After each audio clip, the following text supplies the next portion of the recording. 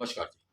मैं राजीव सक्सेना एक बार फिर आपके सामने उपस्थित हूँ। आज मैं बात करूंगा बारिश में सड़कों पर गड्ढे।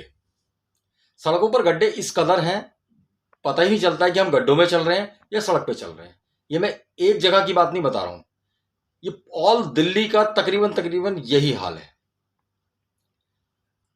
मैं ये कहना चाहता हूं कि जिस इंजीनियर ने वो सड़क बनाई है, जिस ठेकेदार ने वो सड़क बनाई है, और उस ठेकेदार को जिसने भी उस सड़क बनाने का ऑर्डर दिया है, इन सब पर मुकदमा दर्ज होना चाहिए। क्यों होना चाहिए मैं आपको यह भी बताता हूं।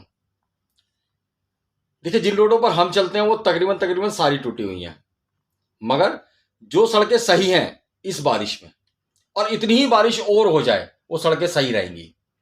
अब मैं आपको उन सड़कों के नाम गिनाना चाहता हूं। पीएम हाउस की सड़क, सोनिया गांधी जी के घर की बाहर की सड़क, होम मिनिस्टर के घर के बाहर की सड़क, और राष्ट्रपति भवन के आसपास की सड़कें, और अपना एलजी हाउस की सड़कें, केजरीवाल जी के घर के बाहर की सड़कें, और जहां हमारी इतनी सारी एम्बेसियां हैं उनके बाहर की सड़कें, ये सड़कें कभी खराब नहीं होती हैं, और अगर होती भी हैं तो हाथ के हाथ इनकी रिपेयरिंग होती है। मगर जब हमारी सड़कें खराब होती है, जिन पर हम लोग चलते हैं, गरीब आदमी जिन सड़कों पर चलता है, उन सड़कों का यह हाल है कि उनके गड्ढे पता है काय से भरे जाते हैं? ईंटों से। मैंने भी देखा था पीडब्ल्यूडी वाले वो गड्ढा भर रहे थे, ईंटों के टुकड़े डाल रहे थे। अब उनसे यह पूछिए कि अगर बारिश आएगी तो ये जो आप ईंटों के टुकड़े भर रहे हैं ये कहां जाएंगे?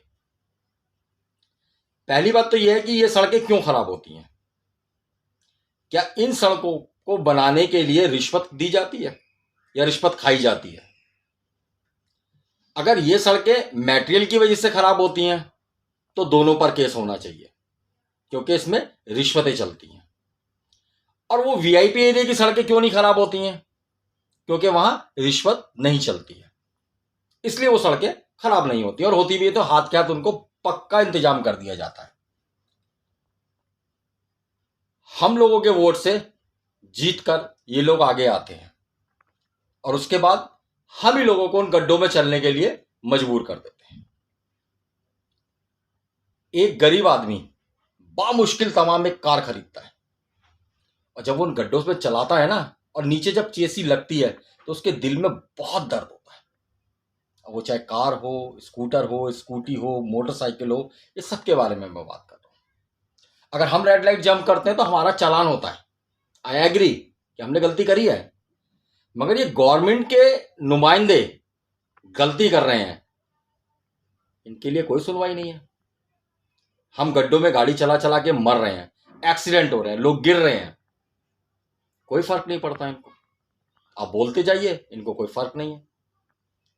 मैं कहता हूं इतना सख्त कानून बनना चाहिए कि जो रिश्वत ले, क्योंकि बिना रिश्वत के तो काम होता ही नहीं है, अगर रिश्वत नहीं ली जाएगी तो हमारी भी सड़क वैसी बनेगी जैसी राष्ट्रपति भवन के बाहर है, प्रधानमंत्री के घर के बाहर है, होम मिनिस्टर के घर के बाहर है, और सारे नेताओं के घर के बाहर होगी है।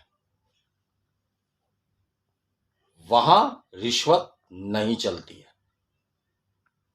जो हमारी सड़कें बनती हैं, जिन पर हम चलते हैं, वहां रिश्वत धड़ल्ले से चलती है, इसीलिए वो एक बारिश में टूट जाती हैं। अभी बनती हैं और अभी टूट जाती हैं।